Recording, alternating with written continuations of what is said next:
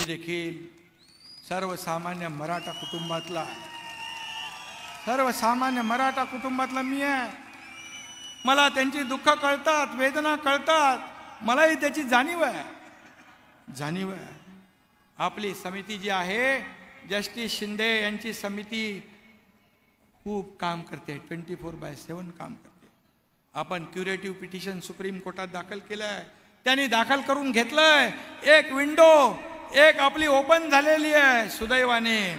आणि म्हणून कोणावरही अन्याय न करता, कुणाचंही काढून न घेता मराठा समाजाला टिकणारं आरक्षण हे सरकार देणार म्हणजे देणार। या एकनाथ शिंदेच्या शरीरामध्ये रक्ताचा शेवटचा थेंब असेपर्यंत या मराठा समाजासाठी लढणार, इतर कुणावरही अन्याय न करता। कारण हे सर्व आपले आहेत, सर्व समाज बांधव आपले आहेत। आणि म्हणून मी छत्रपतींच्या समोर साक्षीने या ठिकाणी त्यांची शपथ घेऊन सांगतो नाही, मी तिथे जाऊन त्यांच्या समोर नतमस्तक होतो।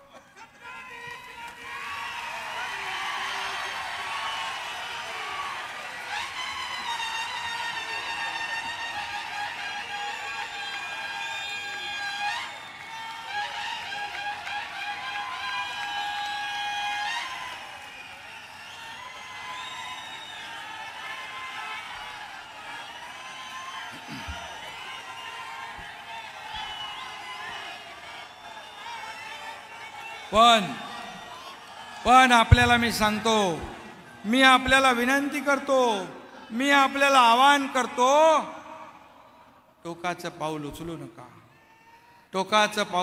नका, आत्महत्या करू नका, आपल्या कुटुंबाला वाऱ्यावर सोडू नका, आपल्या मागे असलेल्या मुलाबाळांचा विचार करा। हे सरकार तुमचं आहे। तुम्ही मला सांगा, देवेंद्रजी मुख्यमंत्री होते तेव्हा हे आरक्षण देण्याचं काम आम्ही केलं, हायकोर्टमध्ये टिकलं, सुप्रीम कोर्टामध्ये का टिकलं नाही ते मी आज बोलू इच्छित नाही। त्याला जबाबदार कोण आहे तेही तुम्हालाही माहित आहे, मलाही माहित आहे। योग्य वेळी मी ते बोलेन। पण म्हणून तुम्ही, एवढीच माझी नम्र विनंती आपल्याला आहे, आपल्यासाठी सरकार आहे।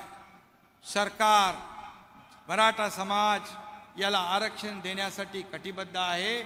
हे जातीमध्ये ओबीसी, मराठा, धनगर, कुणबी, आदिवासी याच्यामध्ये संघर्ष, द्वेष, लढाई, या राज्यात अशांतता पसरवण्याचं काही लोक काम करतात। त्यांच्या हातात आपण कोलीत देणार का? म्हणून हा एकनाथ शिंदे जे बोलतो ते करतो। काही लोकांना वाटतंय की एकनाथ शिंदेचा मुख्यमंत्री पद आता अडचणीत आणू, हा गरीब माणूस झाला कसा मुख्यमंत्री। मी आपल्याला सांगू इच्छितो, मला गोर गरीब जनतेपेक्षा हे मुख्यमंत्री पद महत्वाचं नाही, बिलकुल नाही।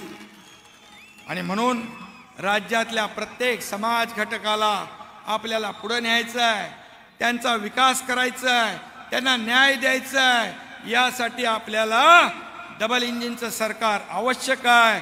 मी तुम्हाला एवढंच सांगतो, आज तुम्ही गावागावातून आलेला आहात, त्या ठिकाणी येणाऱ्या लोकसभेमध्ये 48 पैकी 45 पेक्षा जास्तीच्या जागा आपल्याला जिंकायच्या आहेत। सरकारने केलेलं काम लोकांपर्यंत पोहोचवा। घर तिथे शिवसैनिक, गाव तिथे शिवसेना, ही मोहीम राबवा। आणि आज मी जातो, जास्तीत जास्त लोकांना आपल्या बरोबर घ्या। मला आठवतंय, मी जिकडे जातो तिकडे लोक खुश आहेत, त्यांचे चेहरे बरंच काही सांगून जातात। त्यामुळे शासन आपल्या दारी आणि हे बसले घरी असं आपल्याला करायचं नाही। आपण घराघरात जाऊया, त्यांना आपण बिलकुल न्याय देऊया। आणि मी जाता एवढंच सांगतोय, आपल्याला बाळासाहेबांचे विचार 80% समाजकारण, 20% राजकारण, हे सूत्र सोडायचं।